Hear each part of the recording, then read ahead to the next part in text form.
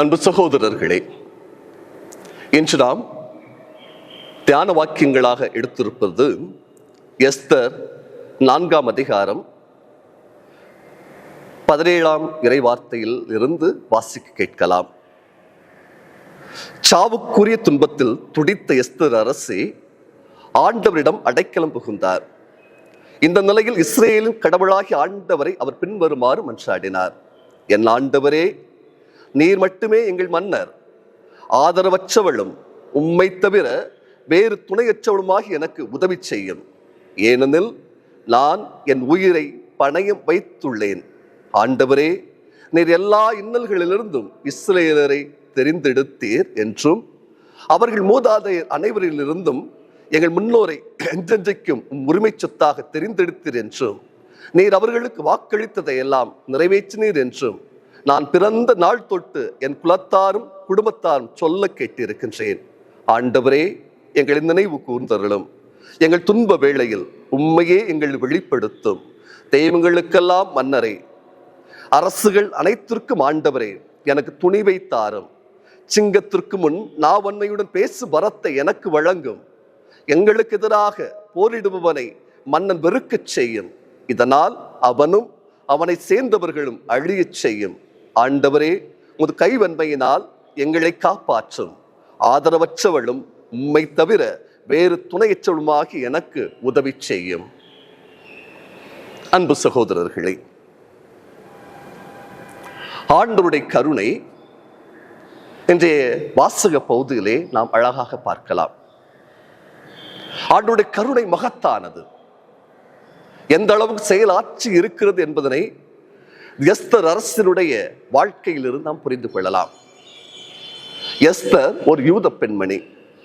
ஆனால் பாரசீக மன்னன் அகஸ்வேரை மணந்து கொண்டவள். ஒரு இளவரசியாக அரசியாக இருந்தவள். யூத இனம் ஆண்டவரால் அன்பு செய்யப்பட்ட இனம். ஆனால் இந்த யூத இனத்திற்கு ஒரு பெரும் இடைஞ்சல் ஏற்படுகிறது. படைத்தளபதியாக இருக்கின்ற ஆமான் யூதர்களை அழிப்பதற்கு முடிவு கட்டுகிறார்.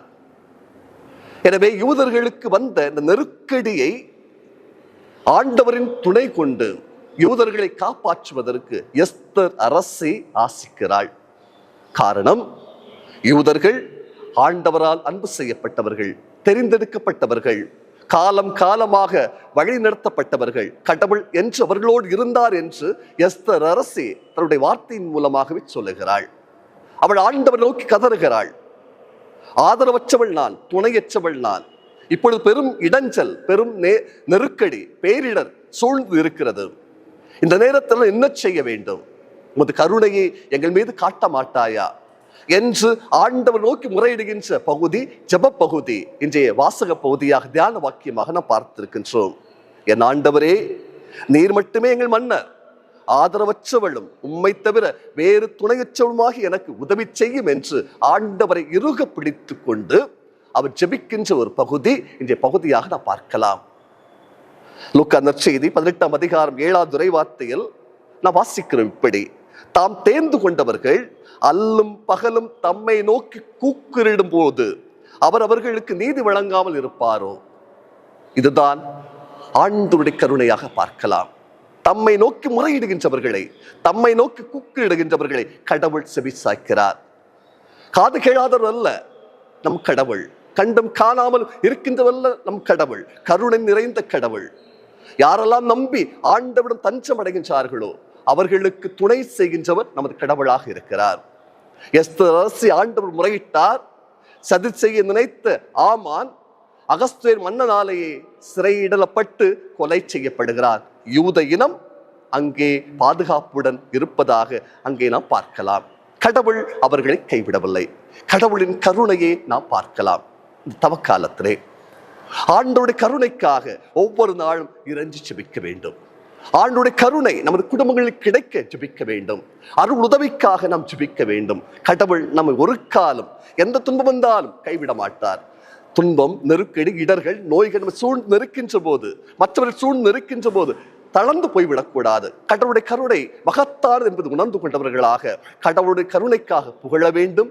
அவர் முன் அல்லும் பகலும் இடையராது ஜெபிக்க வேண்டும். கடவுள் நம்மை கைவிட்டு விட மாட்டார். ஜெபிப்போமா? அன்பான ஆண்டவரே, வாழ்க்கையில் பல துன்பங்கள் சந்தித்த வேளையில் இந்த நாள் வரையிலும் தொடர்ந்து காப்பாற்றி இருக்கிறேன்.